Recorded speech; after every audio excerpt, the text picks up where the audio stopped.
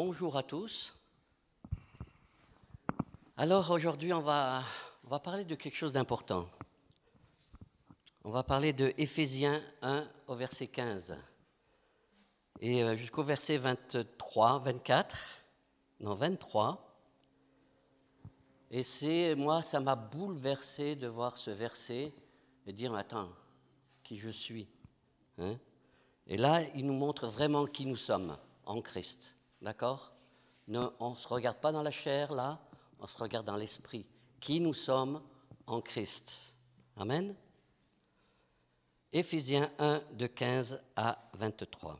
C'est pourquoi moi aussi, ayant entendu parler de votre foi au Seigneur Jésus et de votre charité pour tous les saints, je ne cesse de rendre grâce pour vous, faisant mention de vous dans mes prières, afin que le Dieu de notre Seigneur Jésus-Christ, le Père de gloire, vous donne un esprit de sagesse, de révélation dans sa connaissance, et qu'il illumine les yeux de votre cœur, pour que vous sachiez quelle est l'espérance qui s'attache à son appel, quelle est la richesse de sa gloire, de son héritage qu'il réserve aux saints, et quelle est envers nous qui croyons l'infinie grandeur de sa puissance, se manifestant avec efficacité dans la vertu de sa force. Il l'a déployé en Christ, en le ressuscitant des morts, en le faisant asseoir à sa droite dans les lieux célestes. J'ai perdu le... OK.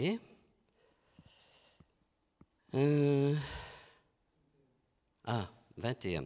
Et au-dessus de toute domination, de toute autorité, de toute puissance, de toute dignité et de tout nom qui ne peut se nommer, non seulement dans le siècle présent, mais encore dans le siècle à venir. Il a tout mis sous ses pieds, il a donné pour chef suprême à l'Église, qui est son corps, la plénitude de celui qui remplit tout en tout.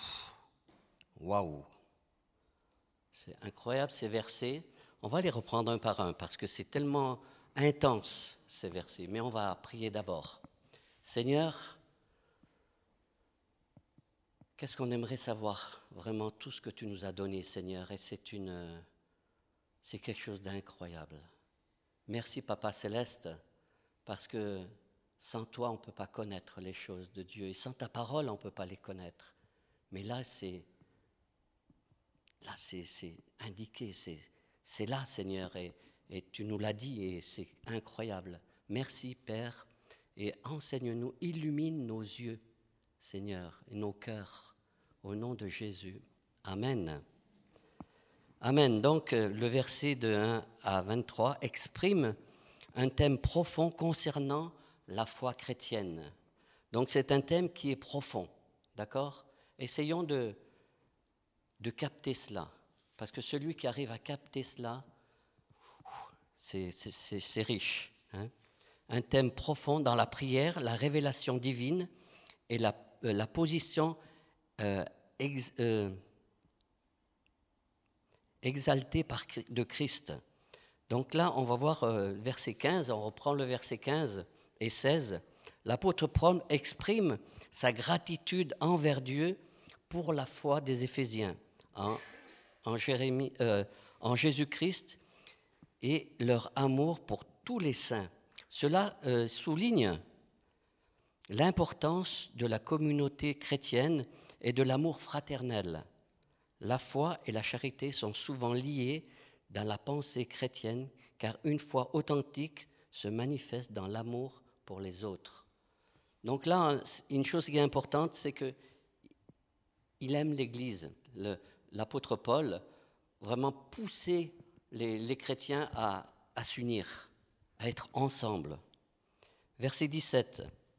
Paul prie aussi pour que Dieu, le Père de gloire, accorde aux Éphésiens un esprit de sagesse et de révélation.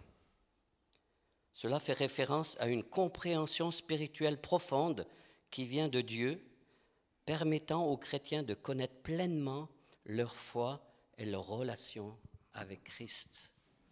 Donc on a besoin de connaître pleinement cette foi et cette relation avec Christ. Est-ce que tu connais pleinement? Est-ce que tu sais qui tu es en Christ? Et c'est ça qui va nous faire grandir en Dieu, d'accord, dans la foi chrétienne. C'est ce qui va nous faire grandir, c'est de nous connaître en Christ. Verset 18. L'illumination des yeux du cœur est une métaphore pour la compréhension spirituelle.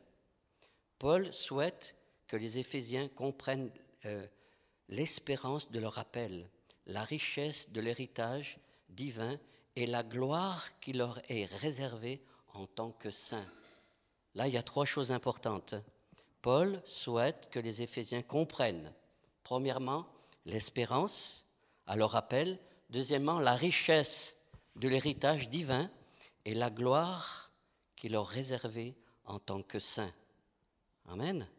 Verset 19. Ce verset parle aussi de la grandeur de la puissance envers ceux qui croient. Paul souligne que cette puissance est infinie et se manifeste dans la vie des croyants. Cela renforce l'idée que la foi en Christ n'est pas simplement intellectuelle, mais qu'elle est accompagnée d'une puissance divine active. D'accord? On a, en dedans de nous, on a cette puissance divine active. On l'a vu hier quand on évangélisait, quel élan d'y aller, c'était super. On avait une puissance divine active. Verset 20, Paul rappelle que cette puissance s'est manifestée dans la résurrection de Christ. La résurrection est centrale dans la foi chrétienne, car elle affirme la victoire de Christ sur la mort du péché. D'accord? Christ, il est mort à la croix, mais il est ressuscité. Et c'est ça la victoire de Christ sur le péché. Versets 21 à 22, ces versets proclament l'autorité suprême de Christ. Il est assis à la droite de Dieu, une position d'honneur et de pouvoir au-dessus de toute autorité et de toute puissance. Cela montre que rien n'échappe à son contrôle. Il a entièrement le contrôle. Jésus-Christ, maintenant, il est assis à la droite de Dieu et il intercède pour nous. Et il a absolument tout le contrôle, d'accord? Et pour finir le verset 23, Paul décrit l'Église comme le corps de Christ, soulignant l'unité et la plénitude que le croyant trouve en lui. L'Église est présentée comme l'instrument par lequel Christ remplit toutes choses. Donc on voit que l'Église est importante. C'est là où Christ va se manifester. Ces versets nous rappellent la profondeur de la foi chrétienne, la nécessité d'une compréhension spirituelle et la position exaltée de Christ en tant que chef de l'Église. Alors après leur avoir dit toutes ces bénédictions que Dieu réserve à ceux qui croient, l'apôtre prie pour les Éphésiens. Paul veut que les Éphésiens aient les yeux du cœur illuminés pour 3 choses. Donc, Paul prie pour les Éphésiens, mais moi je prie pour l'église de Nîmes, d'accord? Pour qu'on ait 3 choses. L'espérance de son appel, est-ce qu'on a cette espérance de notre appel? La gloire de son héritage et l'infinie grandeur de sa puissance. Amen. On va prier. Seigneur, tu es grand, tu es puissant. Merci Seigneur. Nous te remercions Seigneur pour la foi que tu as mise dans nos cœurs et pour l'amour que nous pouvons partager en tant qu'Église.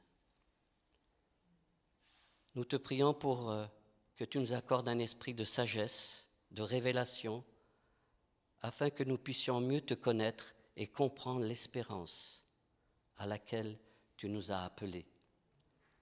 Merci, Papa Céleste, illumine nos yeux de notre cœur pour que nous saisissons la richesse de la gloire et l'héritage que tu as préparé pour nous, que nous puissions être conscients de la grandeur de ta puissance qui agit en nous.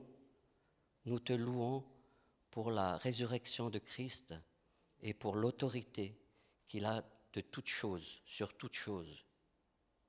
Que notre Église soit un reflet de son amour, rempli de sa plénitude pour la gloire, pour ta gloire, Seigneur. Merci, Papa Céleste, au nom de Jésus-Christ. Amen.